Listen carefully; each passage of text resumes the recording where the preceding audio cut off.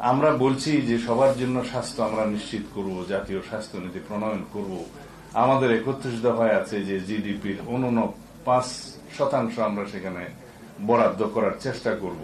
আমাদের কমিটমেন্ট আছে শিক্ষা খাতে কিভাবে আমরা জিডিপির 5% বরাদ্দ করার জন্য আমাদের কমিটমেন্ট আছে।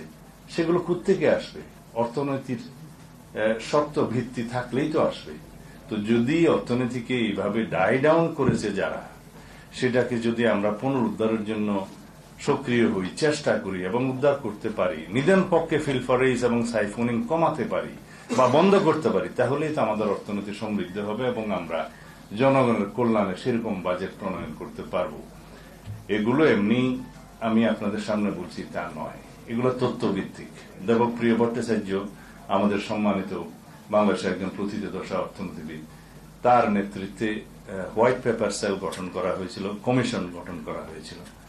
তিনি যে রিপোর্টটি প্রদান করেছেন, সেই রিপোর্টের যে এক্সিকিউটিভ সামারি, সেটাতে আপনারা দেখবেন যে এটা অবশ্য ইংরেজিতে লেখা হয়েছে, ওনারা বাংলা করবেন বলে আমাকে প্রতিশ্রুতি দিয়েছেন যাতে সবাই পড়তে পারে বাংলাদেশে।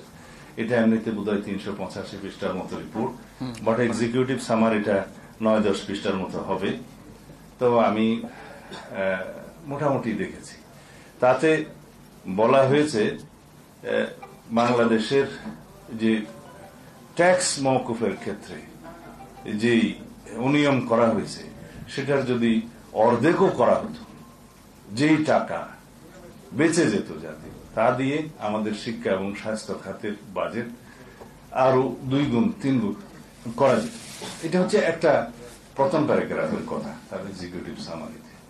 কিন্তু তিনি বলেছেন যে মেগা দুর্নীতির মাধ্যমে মেগা প্রজেক্টে 2,80,000 কোটি টাকার করাপশন করা হয়েছে বিভিন্ন ভাবে।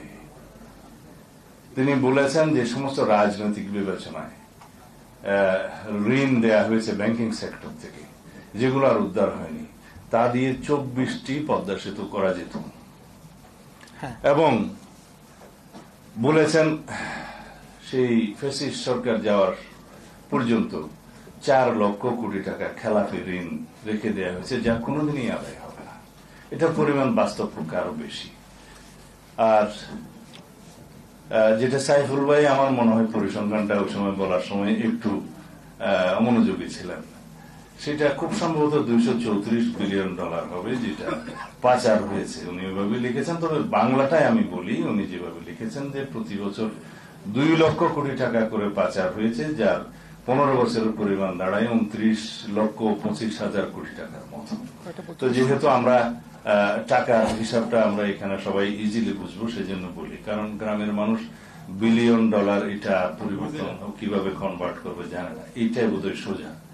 তা আমি আপনাদের সবাইকে অনুরোধ করব, যারা ইতিমধ্যে পড়েছেন ভালো, আর যারা পড়ে না তারা কষ্ট করে, এটা ওয়েবসাইটে পাওয়া যায়, দেখে নেবেন কষ্ট হলেও। এটা হচ্ছে বিগত 15 বছরের আওয়ামী দুর্নীতির একটা সংক্ষিপ্ত ইতিহাস। আমরা যাদের বিরুদ্ধে কথা বলবো, যাদের এই অতীত ইতিহাসকে জাতির সামনে তুলে ধরে নতুন করে আমরা আবার আমাদের ভবিষ্যৎ বিনির্মাণ করতে চাইব, আমাদের আগামী প্রজন্মের জন্য সুন্দর আগামী বাংলাদেশ রেখে দিতে চাইব, তাদের জন্য এটা জানা দরকার আছে। এবং তাহলে পরে আমরা এই ইতিহাসকে ভবিষ্যতের ইতিহাসের মধ্যে জায়গা দেব না। অনেক সময় ইতিহাসের মধ্যেই ভবিষ্যতের শিকড় লুকায়িত থাকে, সেটা ভালো ইতিহাস। কিন্তু এই সমস্ত ইতিহাসের থেকে আমাদের শিক্ষা নিয়ে আমাদের ভবিষ্যৎকে বিনির্মাণ করতে হয় বলেই এই খারাপ ইতিহাসটাও পড়তে হবে, যে কি হয়েছিল আমাদের ন্যাশনের উপরে, আমাদের অর্থনীতির উপরে। একটা ফ্যাসিস্ট সরকার জাতিকে কিভাবে ধ্বংস করে, জাতির অর্থনীতিকে কিভাবে ধ্বংস করে, জাতির সমস্ত প্রতিষ্ঠানগুলোকে কিভাবে করাপ্ট করে, পলিউটেড করে, ধ্বংস করে সেই জাতিকে এমন একটি অধম জাতিতে পরিণত করে, সেই ইতিহাসটা আমাদের জানতে হবে। ব্রিটিশরা ইস্ট ইন্ডিয়া কোম্পানির মধ্য দিয়ে এই ভূখণ্ডকে দখল করলেও 200 বছরে যে পরিমাণ অর্থনৈতিক লুটপাট তারা করেছে, সেটার একটা বক্তৃতা আমি শুনেছিলাম ভারতীয় একজন বিশিষ্ট রাজনীতিবিদ, আমি নাম এখানে নিতে চাই না, ইনি একজন অক্সফোর্ড ফেলো এবং ওইখানে এই বক্তৃতা দিয়েছেন। তার চাইতে বহু গুণ বেশি লুটপাট করেছে বিগত 15 বছরে শেখ হাসিনা ফ্যাসিস্ট রেজিম।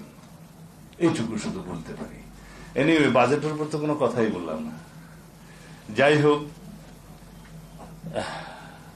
রাজস্ব খাতের যে ব্যয়, আমি প্রথম দিন বাজেটটা একটু দেখেছিলাম পত্রিকার সমালোচনাটা।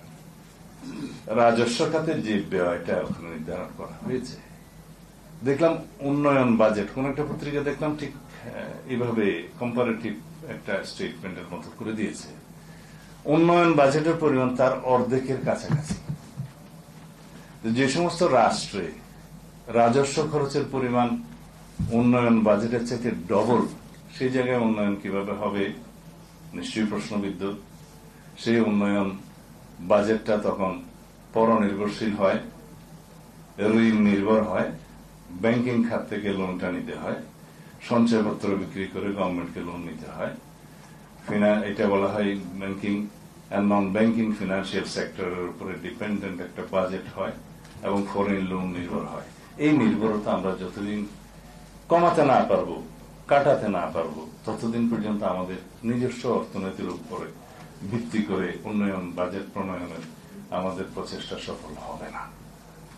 এটার জন্য আমাদের কমিটমেন্ট লাগবে এবং অর্থনীতির শক্ত ভিত্তি রচনার জন্য আয়কর সেক্টরে, রাজস্ব আহরণের সেক্টরে আমাদেরকে খুব বেশি অনেস্টি বজায় রাখতে হবে। এর বেশি বললে বোধহয় আবার সমালোচনা হবে।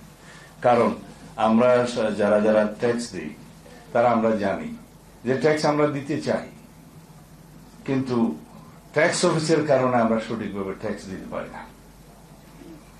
এর বেশি বোধহয় খোলাসা করলে অসুবিধা হবে। যাই হোক, আমরা যদি সর্বক্ষেত্রে আমাদের সততা প্রতিষ্ঠা করতে পারি, দেশপ্রেমকে যদি আমরা প্রায়োরিটি দিতে পারি, তাহলে আমরা একদিন সেই জায়গায় যাব ইনশাআল্লাহ। আর করমুক্ত আয় সীমা আর একটু বাড়ানো দরকার।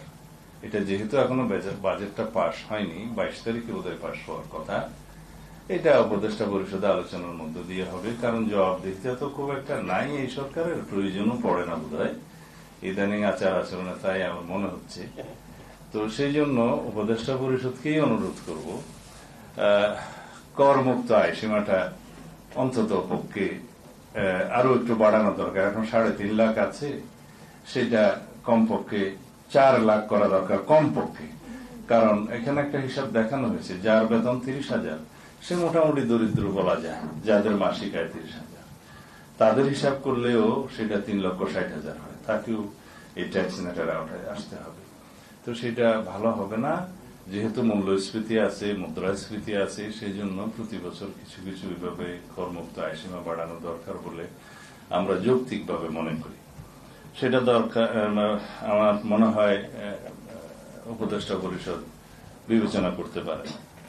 আর সোশ্যাল সিকিউরিটি নেট পরিধিও বাড়ানো দরকার এবং সাহায্যের পরিমাণটাও বাড়ানো দরকার। যে পরিমাণে টাকার অবমূল্যায়ন হয়েছে, যে পরিমাণে ডলারের সাথে টাকার মূল্য কমেছে, যে পরিমাণে আমাদের আমদানি নির্ভরতা আছে, সবকিছু দরিদ্র জনগোষ্ঠীকে খুব বেশি ক্ষতিগ্রস্ত করবে। তো সেই জন্য প্রথম ক্ষতিগ্রস্ত জনগোষ্ঠী হচ্ছে যাদেরকে এই সোশ্যাল সিকিউরিটি নেটের মধ্যে থাকতে হয় তারা। সুতরাং তাদের ভাতাটা আরো একটু বাড়ানো দরকার। আর জ্বালানি যে আমদানি নির্ভরতা বিগত সরকারের সময় পরিকল্পিতভাবে করা হয়েছে, আমাদের এখানে যে এক্সপ্লোর করা বা নিজস্বভাবে গ্যাস তেল আহরণ করার সমস্ত প্রক্রিয়াকে দীর্ঘায়িত করে বা বাধাগ্রস্ত করে কিছু কিছু অলিগার্ক গোষ্ঠীকে সুবিধা দেওয়ার জন্য আমদানি নির্ভরতাকেই প্রধান রাষ্ট্রীয় নীতি হিসেবে ধরা হয়েছিল। সেই আমদানি নির্ভরতার ক্ষেত্রে দেখা গেছে সেই সমস্ত দেশে যদি কোন রকমের টার্ময়েল অবস্থা হয়, তখন সেই গ্যাসের এবং তেলের মূল্য এত বেশি বাড়ে, যেমন ইউক্রেন যুদ্ধের সময় সেটা আমরা ভুগেছি। এবং সেই মূল্য বৃদ্ধির কারণে আমাদের দেশে কিভাবে ক্ষতিগ্রস্ত হয়, এমনকি সরবরাহ ব্যবস্থাও অনিশ্চিত হয়ে যায়। একটা হলো যে সিঙ্গেল সোর্সিং বন্ধ করা, মাল্টিপল সোর্সিং করা, আর আমদানি নির্ভরতা কমানো গ্রাজুয়ালি, এবং দেশীয়ভাবে আহরণ করা। আমাদের যে বঙ্গোপসাগরের বিভিন্ন ব্লকে আছে সেগুলো আহরণ করা সময় লাগবে, তাহলে পরে আমদানি নির্ভরতা কমবে, আমাদের এনার্জি সাপ্লাই এবং পাওয়ার সাপ্লাইয়ের একটা ইন্টারাপশন হবে না, এবং তার মধ্য দিয়ে আমাদের শিল্পায়ন এবং অর্থনৈতিক সমস্ত কিছুর গতি বৃদ্ধি পাবে এবং নিশ্চয়তা থাকবে নিজেদের সম্পদের উপরে। সেটির দিকে আমরা গ্রাজুয়ালি যেতে হবে। তবে এই স্বল্প মেয়াদের সরকারের কাছে এইটার বিষয়ে আমি খুব একটা আশা করি না, কারণ সেই সময় তাদের নেই। যেহেতু সাইফুল ভাই জিজ্ঞেস করেছিলেন যে তাদের দায় মুক্তির বিষয়ে লন্ডনে কোনো আলোচনা হয়েছে কিনা, না, কারো দায় মুক্তির বিষয়ে আমাদের কোনো আলোচনার প্রসঙ্গ ছিল না। উপদেষ্টা পরিষদ গঠিত হয়েছে, ইন্টারিম গভর্নমেন্ট, কনস্টিটিউশনাল লেজিটিমেসি আছে, আর্টিকেল 106 অনুসারে সুপ্রিম কোর্টের অ্যাডভাইজারি রুল অনুসারে তারা গঠিত হয়েছে। অন্তর্বর্তীকালীন সরকারের প্রধান উপদেষ্টা এবং উপদেষ্টা মন্ডলী। সংবিধান যেহেতু এখন চালু আছে, সাংবিধানিকভাবে এই সরকার চলছে, সংবিধান যেভাবে বলছে উপদেষ্টা গণ মন্ত্রীর মর্যাদা ভোগ করবে এবং মন্ত্রীরা হওয়ার জন্য আর্টিকেল 66 অনুসারে যে সংসদ সদস্য হওয়ার সমস্ত যোগ্যতা থাকতে হয় সেটা উপদেষ্টা মন্ডলীকে মাথায় রাখতে বলব। সেখানে কিন্তু বিদেশি নাগরিকত্বের বিষয়টা অনুমোদন করা নাই এবং আরো অন্যান্য বিষয় আছে। আমি এই বিষয়ে আজকে এর বেশি কিছু বলবো না। সুতরাং কনস্টিটিউশনালি আপনাদের এই সরকারের রেটিফিকেশন লাগবে ইন দ্য নেক্সট পার্লামেন্ট, এটাও আপনারা মাথায় রাখবেন। এবং রেটিফিকেশন লাগলে এই লেজিটিমেসি কিভাবে দেয়া হবে, কোন জায়গায় দেয়া হবে, সেটাও আমরা বিবেচনা করব। সুতরাং জনগণের পক্ষে, আপনারা গণতন্ত্রের পক্ষে এবং অতি দ্রুত আমরা যাতে ডেমোক্রেটিক ট্রান্সফরমেশনের দিকে যেতে পারি সেরকম কার্যক্রম আপনারা নেবেন এবং সেই হিসাবে লন্ডনের আলোচনার সূত্র ধরে যে সিদ্ধান্তটা হয়েছে সেটা খুব শিগগির ইলেকশন কমিশনে যথাযথ প্রক্রিয়ায় কমিউনিকেট করবেন বলে আশা করি, যাতে ইলেকশন কমিশন জনগণের সামনে বলতে পারে যে তারা সরকারের কাছ থেকে একটা পরামর্শমূলক বা নির্দেশনামূলক মেসেজ পেয়েছে। আশা করি এর বিষয়ে আজকে বলা ঠিক হবে না। আমি যেহেতু অনেক সময় হয়ে গিয়েছে সেজন্য আর বেশি বক্তব্য দিতে চাই না। আপনাদের সকলকে আমার বক্তব্য শোনার জন্য কৃতজ্ঞতা প্রকাশ করছি। ধন্যবাদ।